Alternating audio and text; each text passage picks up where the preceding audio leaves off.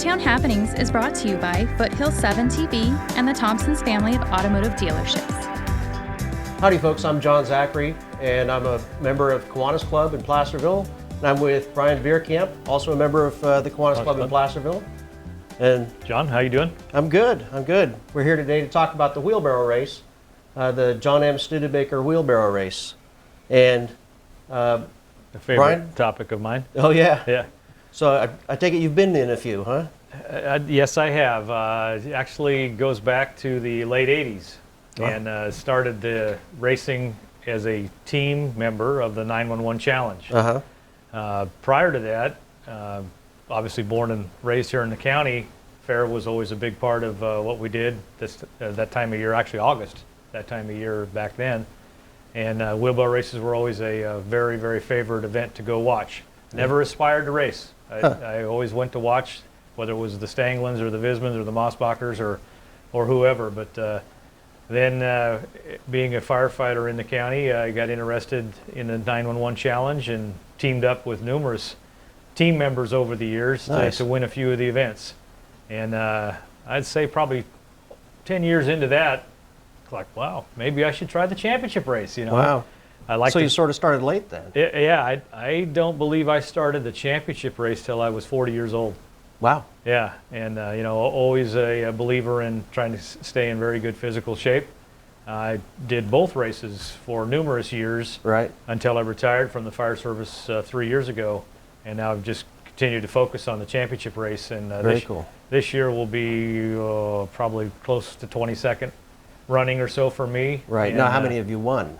I've won 8 individual titles and 10 team championship titles. And what's the record for championship titles? Well, Chet Karsten was the only other winner that was close to that. And actually, one of my goals has been to beat that record. Always better yourself. Now, when did Chet Karsten start? Chet started in the late 30s. Wow. Raced into the 40s, and 1 year there they took, I believe, a year off or so for the wartime. Hiatus, yeah. And one of Chet's 8 wins was a tie. Wow. Him and it was a Riffy, I believe, actually tied. So technically 8 clear wins is 8 clear wins. Yeah. I'm still shooting for number 9. Nice. Yeah. And there's a lot of people that you mentioned that there's a lot of families that have been involved over the years. Yeah. The Mossbachers and so forth, and seeing the families participate even from a young age up to being champions. Yeah, watching them before I even competed, you watched them come up through the teen races, and then there wasn't the high school back then. Right. But then they obviously went straight into the championship race from there, and watching some of the younger teen champions, natural progression, because obviously they understood the techniques, scooping, weighing, and so forth. Obviously, there were changes long ago that have now added for safety factors in the way we race today. Now, how do those changes come about? Is it the race is done by the Kiwanis Club of Placerville, and each year there's a different chairman. Correct. And so each chairman sort of puts their signature on the race in their own way. Right. I don't think trying to change it too much. Trying to keep it as visual. One of the biggest changes in the last 15-ish years from us as the local Kiwanis Club was taking that backstretch out, because you went up top and you sort of lost where people were for a little while. So they brought it all down on the infield. Right. Made it more into a little bit more of a sprint. That backstretch would separate the men from the boys. Right. Because it was about halfway, and then you had to run up that pit road. Long up. hill. Yeah. And then you had some major obstacles up there you had to go over as well. So years and years and years ago, back when Chet ran it, things were different with cobbles and some walls to go over. And I've seen footage with the shovels too. Yeah, actually used a shovel, and I believe they took the shovel out just because started swinging shovels around. Yeah, that can be pretty dangerous. Can be pretty dangerous. So I think the way we have it today, it's as safe as it can be. It's still a competitive sport that involves bodies, moving body parts, wheelbarrows and pieces, and the rules maintain you have to have everything when you finish as well. Right. Plus make the right weight. So maybe we could step back a little bit here and talk about I'm sure that there are people who have not seen the race, and we've delved into a little bit of the history and stuff. But how would you explain what the race is to somebody who's never seen it before? Probably one of the most grueling things you'll do in a 5-minute time frame in your life. You know, unless you're a real extreme athlete by some means, that you may have challenged your system to that degree, because it truly is an all-out event, you know, for a 4 or 5 minute time period. Right. And it tests everything you got. So basically, it happens at the Placerville Fairgrounds, or at the Dorado County Fairgrounds. That's correct. And it's a grandstand event, so people show up to the fair. It's the Saturday of the fair, and it's at 6 o'clock. Yep. This year, we want to make sure to note that this year's a change, because it has been on Father's Day for quite a few years. It used to be on Saturdays years and years ago as well. And of course, when they moved the fair, I think it was about the time that went to the Sunday, Father's Day, and then this year, with being the 70th annual, trying to make it the premier event at the fair, which is, you know, Kiwanis is always trying to do better and better and listen to input, and that's what they've decided on. Yeah, for about 15 years that I've been a member of Kiwanis, every Father's Day I'd wake up and go help put the course together. So I know that this is a good change. Right. And I think we think it will as well for spectators as well as people hopefully that want to compete. I've talked to many guys that wanted to compete, but they were charged with the challenge of, you know, your kids go somewhere else. You know, unless you get the whole family involved, which, and I have to, you know, admit, my wife and daughters have been supportive. Yeah. One year I turned down the U.S. Open at Pebble Beach. Ooh. You know, for the wheelbarrow races. As a competitor? No, I wish. I wish. But one year I flew home from Helena, Montana on Sunday to make the races, and as my wife and the other daughter drove home from there. So, you know. I know that Jeff Snyder flew up for it for when he lived in Southern California. Right. So, you know, if it gets in your blood, it's something that, you know, I can't pull myself away from, and for a couple of reasons. One is I certainly love to help promote the community, promote Kiwanis, obviously raise funds for our children in the area. Right. And then secondly, I'm a competitor, and above all, that's what it's all about. And, and it's a lot of fun. And I think, and hopefully, as Davey Weiser and I talk about, it motivates people too. You know, they see us old guys now out there, you know, doing a good job with it, maybe winning a race, and you know, gosh, I can do that. And they'll come to us for advice and come to us to, you know, talk about it, sort of bench race, if you will.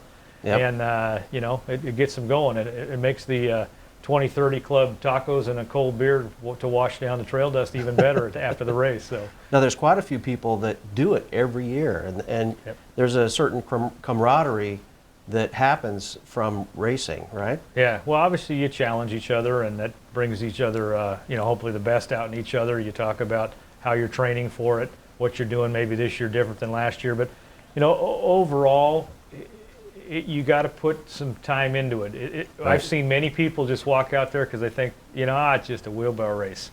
You know, they usually end up in the wheelbarrow afterwards, or they end up being evaluated by the paramedics afterwards. So, you know, sort of like life, you get out what you put into it, and you don't want to take this one lightly. Right. If you want to race and really be competitive, then you ought to train for it. I would suggest as well that if you don't train for it and you still want to do it, I'd think twice about it. If you have any excess baggage at all, because it'll hurt you. It really will hurt you. And we haven't really hurt anybody seriously, but I've seen people with severe difficulty breathing afterwards have to have asthmatic type treatments. Right. And you know, and other stomach disorders after the race. So when you start the race, you start with a wheelbarrow, a gunny sack, and a gold pan. Correct. Kiwanis supplies you with the equipment, and it's your responsibility to check out that equipment. I've seen numerous competitors not check to see if they had a hole in their bag. They're all brand new bags, but sometimes there may be just a defect in the bag that holds the ore or the sand, and so you should check everything out. Check your wheelbarrow out, and then basically it's you against the course. And so the starter's gun goes off. You guys run down to the first obstacle, which is what? Roughly 80, 90 yards maybe. It just depends. It changes again as they change the track every year, but pretty good little sprint. And, you want to get out of that sand pile quick, because if you get caught up behind on the obstacles, unless you got 450 horsepower in your back seat of your pants, it's hard to pass people. So it's a priority to get off to a good start. So what you do is you stop at the first obstacle, you fill your gunny sack with a certain amount of sand. And for the championship race, it's 50 pounds. For the women's race, it's 40 pounds. For the kids' race, I think it's 15 or 20 pounds. Right, that's correct. And so it's different for the different races. But at the championship race, if you've ever lifted a sack of cement, that's 50 pounds, and that's not light. That's no, quite it's a bit. not. And your wheelbarrow weighs approximately 45 to 50 pounds. So all said and done, I try to go a little bit over 50 because I want to have a little bit. You can spill it. Right. There's different things that can happen on the course, and you want to make sure you finish with the right amount, because if you don't, you can run the whole race, you can win the race, Right. and then be disqualified at the end, which have happened to me once. Yeah. And I had 49 and a half pounds. So you, so you go through the whole race, and you end up being the first person across the line, and you have 49 and a half pounds, and you don't win. You don't win. You don't win. You're disqualified and you get, for a half a pound. And you get called half pound for the rest of your life. So, it happens. But in anything, as in life, there's winners and losers, and Right. it's all part of playing the game and competing. And, like I said, I'll try to err on the heavy side.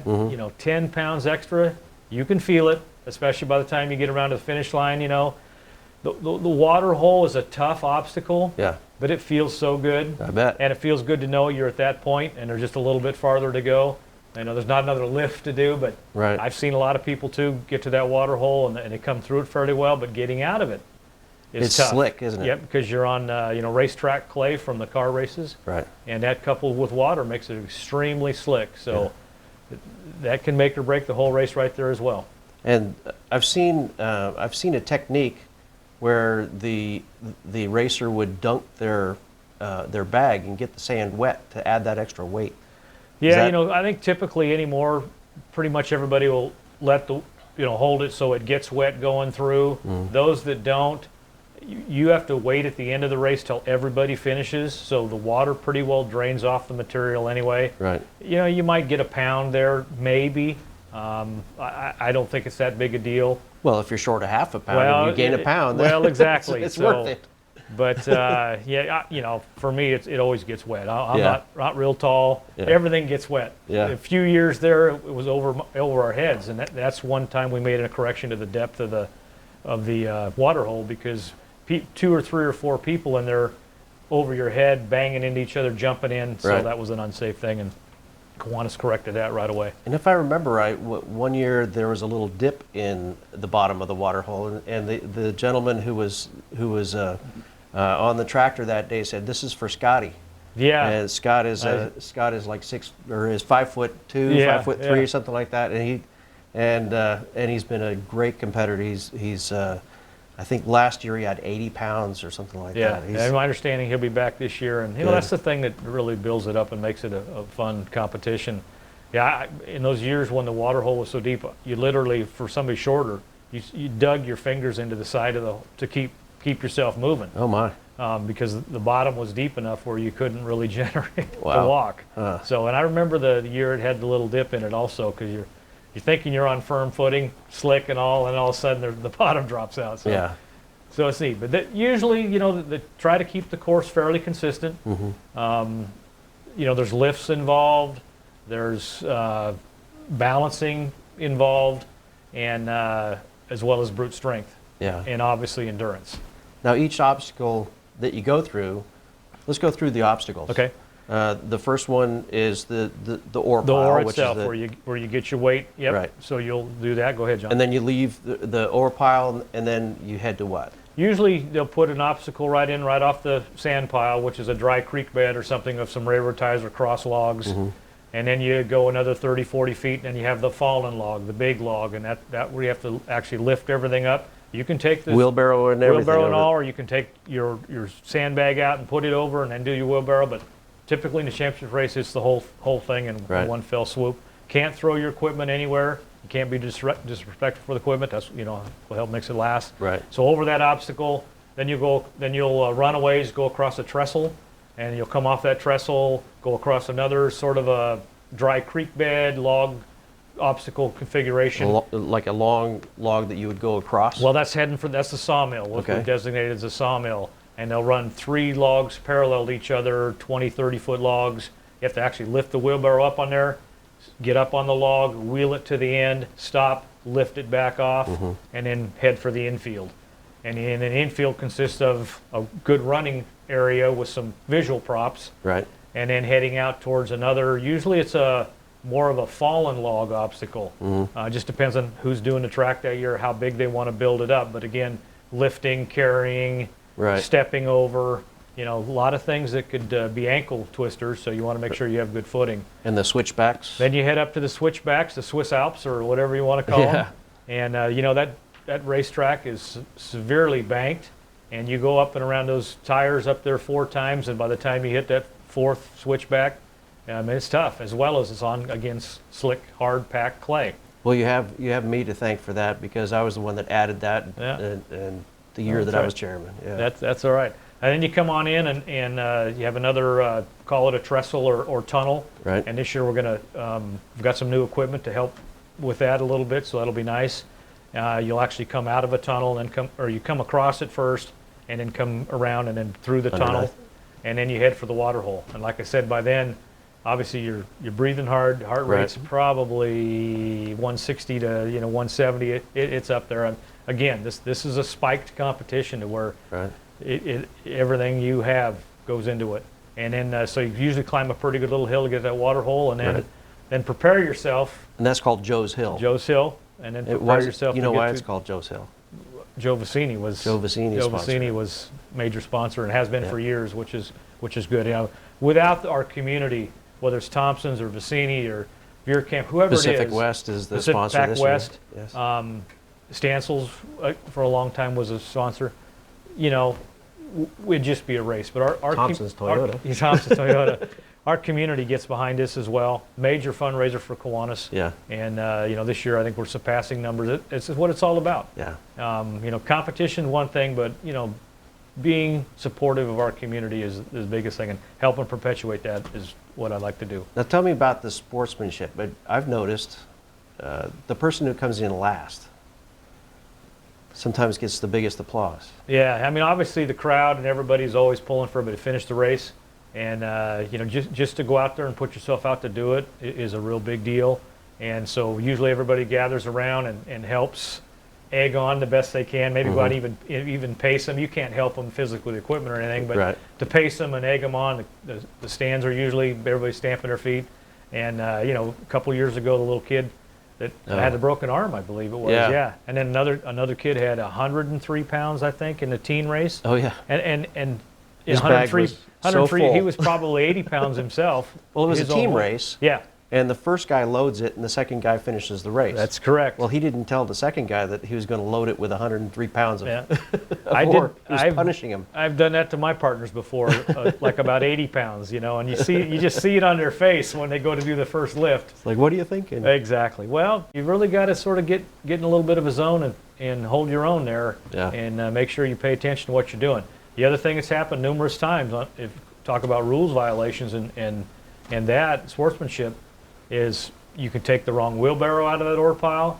You could drop your gold pan along the way somewhere. You got to finish with all your own pre-race assigned equipment, and that's all part of the process before you be disqualified. Right. And there have been disqualifications as well. Yeah, and unfortunate disqualifications when they finished really well and didn't have the right equipment. But as in life, there's rules, and you got to abide by them. And Yep. Kiwanis does a good job in enforcing those. Yeah. But it's about the community and the competition and providing a quality event for the fair.